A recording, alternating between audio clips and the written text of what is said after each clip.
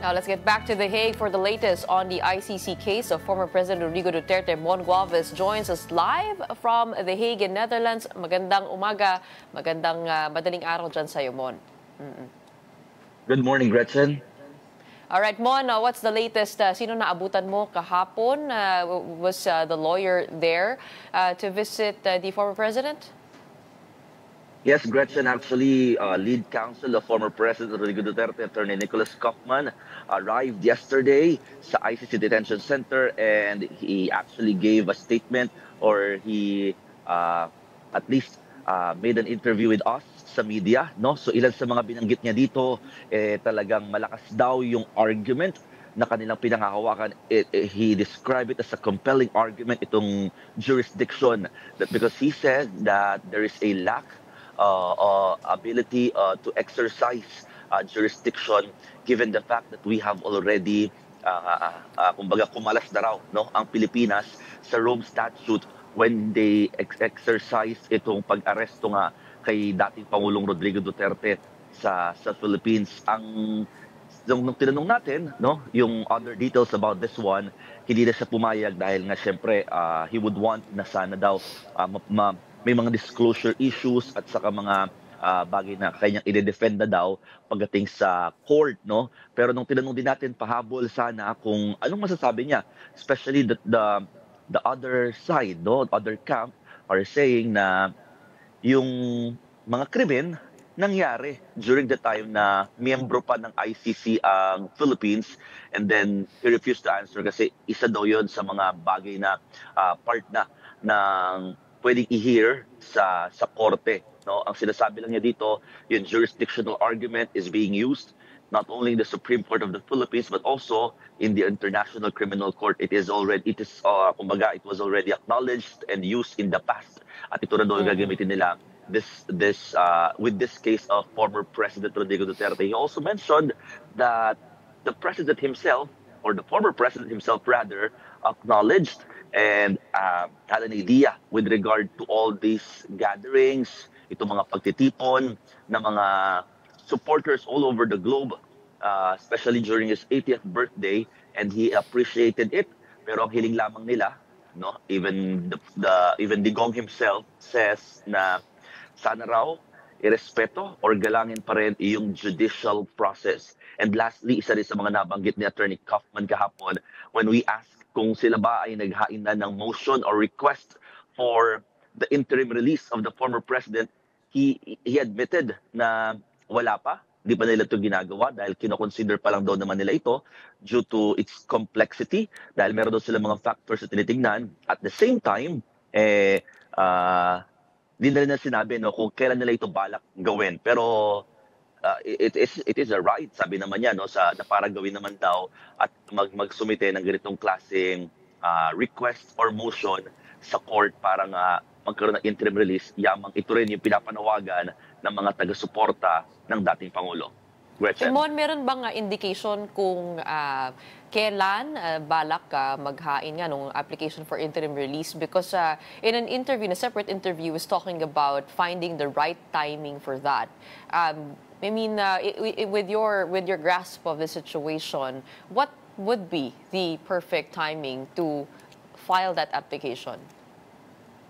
We keep on asking, no, with regard to timing at saka kumbaga kung kailan ba inaasahan, kasi syempre yung clamor ng mga taga-suporta ni dating Pangulong Rodrigo Duterte, gusto talaga nila na mapabalik na nga sa Pilipinas ang dating presidente at mapagbigyan na yung interim release. But Attorney Kaufman said hindi daw niya masabi at di siya magbibigay talaga ng specific time when to file this interim release. Pero during the casual interview, ang binabanggit naman niya, or kumbaga they want na mabilis din ito talaga magawa, especially before the confirmation hearing this September.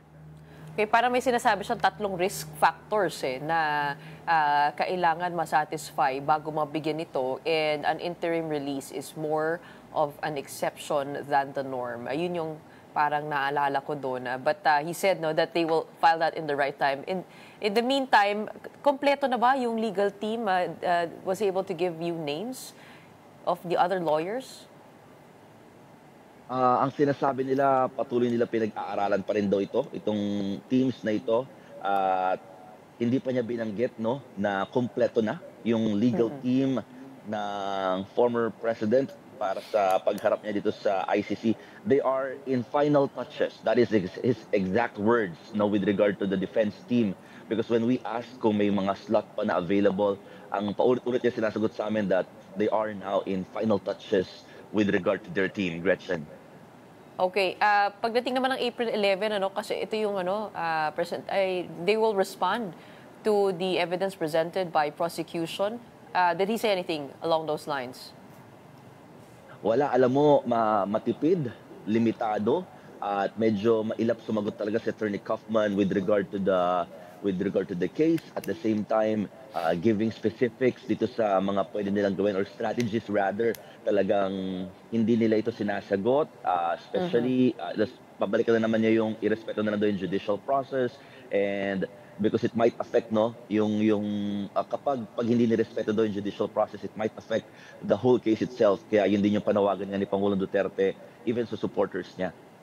Bilang panghuli, meron ka pa bang ibang nakita sa labas ng detention facility? How are the Filipinos over there? Did they stay overnight after the weekend? What's the situation like?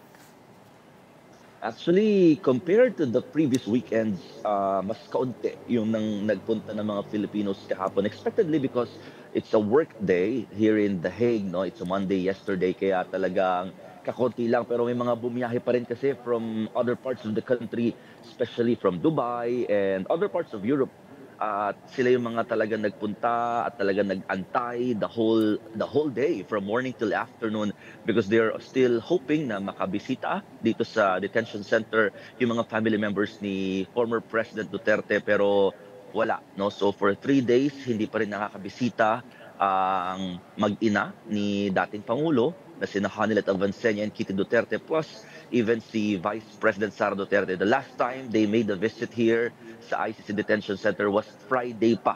So again, we are expecting that today they might be allowed by the court no para makabisita dito sa dating Pangulo. Kahapon kasi dalawang legal team aside from Attorney Kaufman, yung isang babae na kasama sa defense team ang pumasok sa loob, kaya baka silang dalawa lamang yung pinayagan for an hour na makasama si dating Pangulo. Pero isa sa mga sinabi lang din ni Attorney Kaufman that President Duterte is in high spirit right now while facing the case.